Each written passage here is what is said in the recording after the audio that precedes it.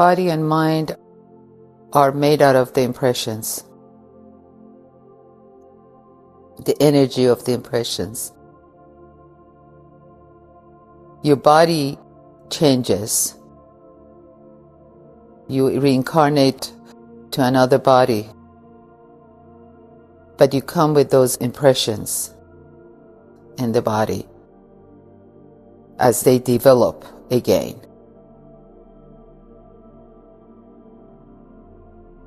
If you really look at yourself daily, even for a few minutes, you see that every thought comes from an impression of memory. Because every thought or every sense of hearing, every sense of seeing, every sense of tasting, every sense of touching leaves an impression according to what they touch, what they see. Because the mind picks it up and says, this is good because I had this impression before and it was good. It's a very complex thing. But overall, had we not have impressions, have we gotten rid of the tendencies and impressions, we wouldn't need to be incarnated again. Because there was no energy of them.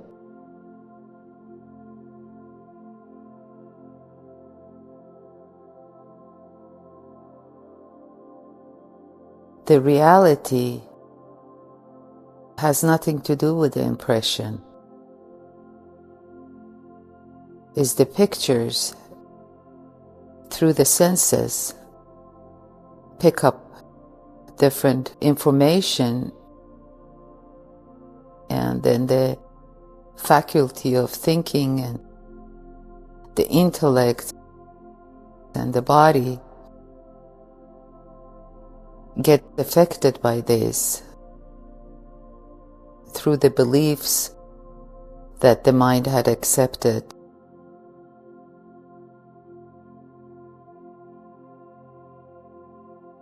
There are two different things, even though they are inseparable. It's like the example of the movie theater. The screen, when the projector is off, is the screen. But the movies on it have different impression, different movement. But when I talk about impression, only has to do with body identification. It has absolutely nothing to do with the base. It's like a bad movie or good movie or a drama or whatever. The impression you get through watching the movement on the screen.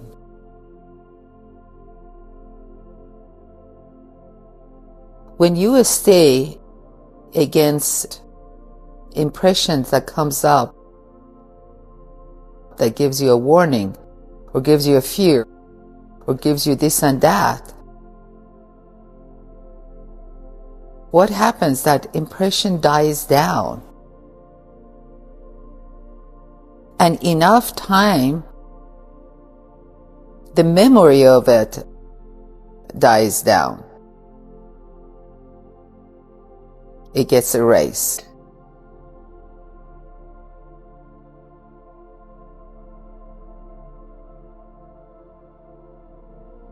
Stay. We all know what stay means. Unmoved, unaffected, as a watcher with passive gaze.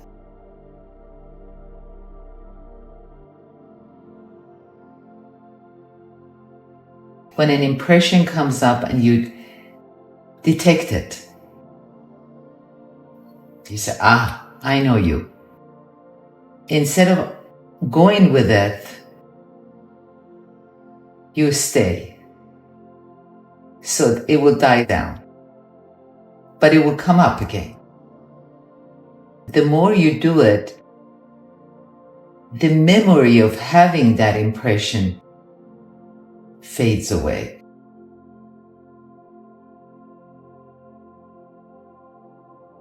It's like if you don't repeat part of your life that was painful, if you don't repeat it in your mind first or to the people, eventually you won't even remember. What is not in our consciousness, it will not be our experience. So it's like erasing it from your consciousness.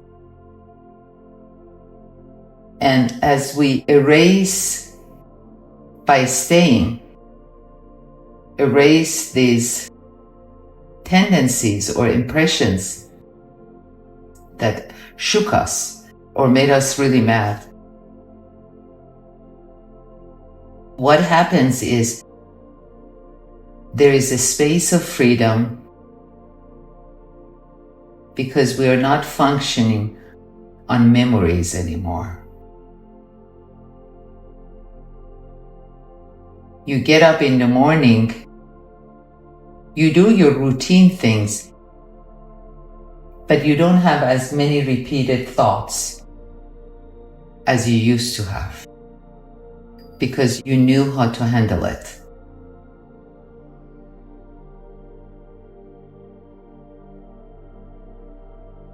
A thought could be very benign, but when it's occupied or accompanied by a memory, that impression was filled with it, say a trauma or a very strong reaction or a big fear or some sort of tendency, those are the ones that are not just thought, but by repeating it, it becomes a feeling, becomes an emotion, becomes an entity.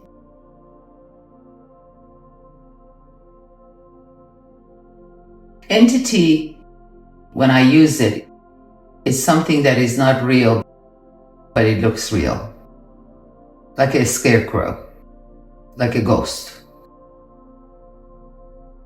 Meaning that something that the mind has made by the support of the thinker.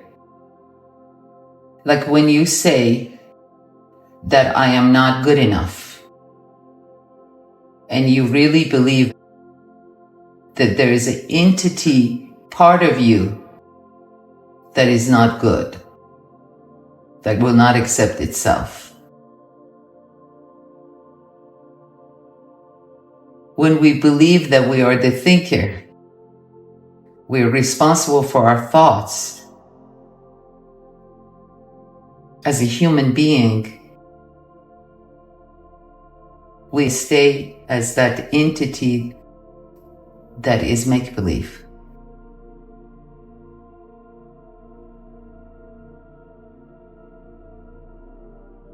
And according to realized people, is not the entity that needs to be realized. It is entity to be recognized.